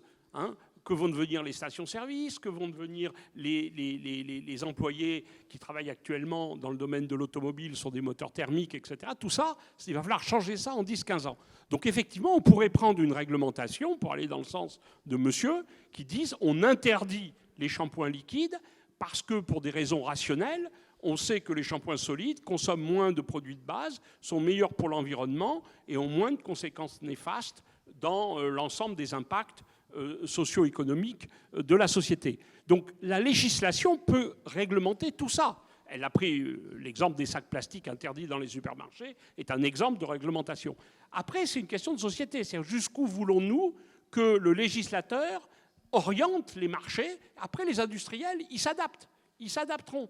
Mais le réel problème, c'est quand on met une réglementation, elle peut être effectivement extrêmement contraignante, et on a, entre guillemets, l'habitude de faire ce genre de choses, au moins en Europe.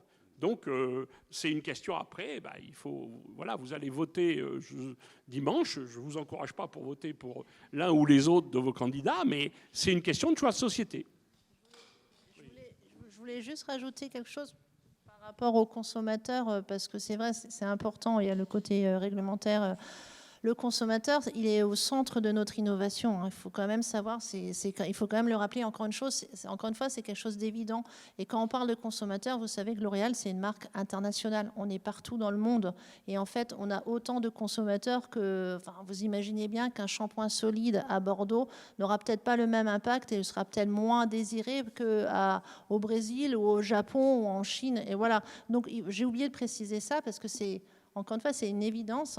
On met le consommateur, parce que c'est quand même ça, c'est quand même ça qui nous fait vendre. Si on ne comprend pas le consommateur, on peut innover, on peut chercher pendant 15 ans, et c'est déjà arrivé, et en fait, il n'y a rien qui sort sur le marché parce que ça ne répond pas non plus aux besoins et à l'envie du consommateur. Donc, vous voyez, c'est dans les... C'est pas, on n'est pas, enfin c'est ce que aussi je voulais vous expliquer, c'est vrai, on va pas reparler du shampoing. C'est aussi important de tenir compte de ça, et c'est compliqué de gérer ça, de voir le consommateur à l'international. Alors maintenant, je vous propose soit d'annuler notre participation au dîner de gala et de continuer le débat qui me paraît très intéressant, soit d'arrêter et de prendre une dernière question.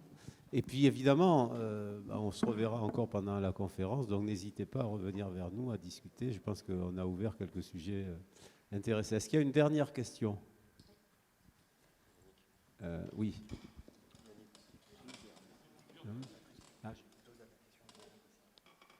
Ok, 2 dernières questions. Donc, du coup, je rouvre le débat un peu sur les shampoings, en particulier sur les shampoings liquides. Je suis désolée, tout le monde. C'est parce que, en fait, je ne sais pas vous, mais en tout cas, moi, en tant que consommatrice, par rapport au shampoing, en particulier au shampoing solide, j'ai testé. Mais en fait, ça dépend aussi des cheveux des gens. Vous avez les cheveux courts, vous avez... Alors, le cheveu, vous savez qu'on a quand même un département. Alors, il faut non, vous ne le savez pas. On a un département dédié à la connaissance du cheveu.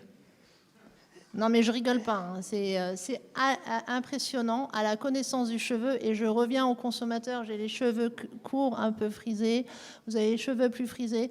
On a juste la connaissance de la différence enfin, je ne sais pas si vous vous rendez compte de la différence des cheveux et du produit qu'il faudrait idéalement concevoir. Et là, je reviens à ce que je sais faire moi. Pour, par exemple, apporter de la tenue sur un cheveu frisé, raide, l'épaisseur du cheveu, enfin, je veux dire, c'est monstrueux. Donc, c'est ce que je disais, on s'adapte aux besoins du consommateur, mais ce n'est pas que le besoin parce que j'ai envie d'avoir un shampoing rose et un rouge à lèvres violet. Quand je parle du besoin, c'est parce que j'ai un cheveu d'une telle qualité, la peau, le cil, c'est un cauchemar. Enfin, voilà, le cil, on travaille sur la connaissance fondamentale de nos substrats qui sont la peau, le cheveu, le cil et les ongles. Voilà. Donc, comme vous dites, vous, ça ne vous va pas parce que shampoing sec, enfin, voilà, on ne va pas partir là-dessus, mais voilà.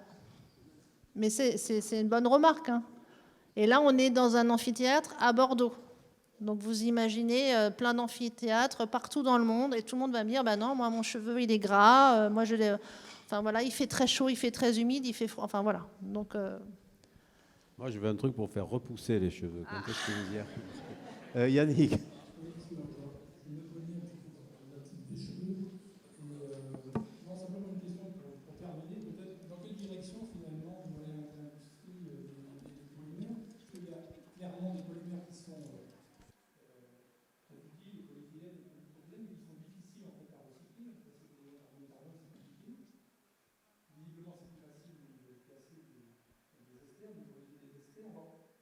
Dans quelle direction, dans quels vont être les investissements d'une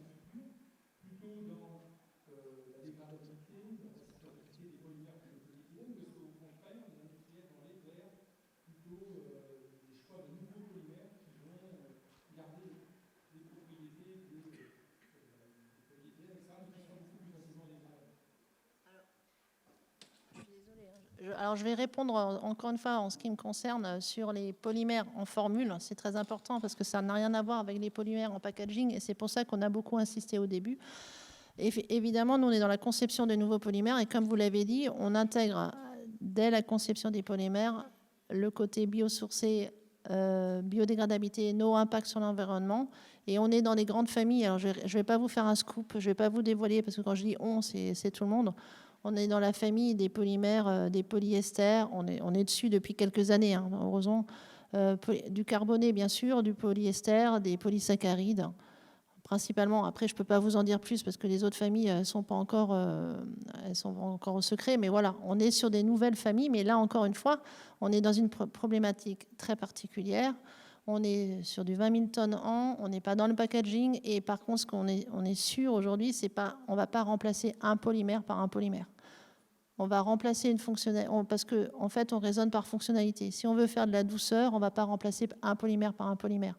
Donc, on parle beaucoup de polymères, mais il y a aussi tout le travail de formulation qui va faire qu'on va retrouver une fonctionnalité, la tenue, le toucher, la texture, peut-être avec plusieurs polymères, pour avoir des polymères qui soient... Alors, notre stratégie, elle est très claire. Encore une fois, pour les polymères en formule, on veut des polymères naturels, on veut des polymères facilement biodégradables et on veut des polymères qui soient autant performants. C'est très simple.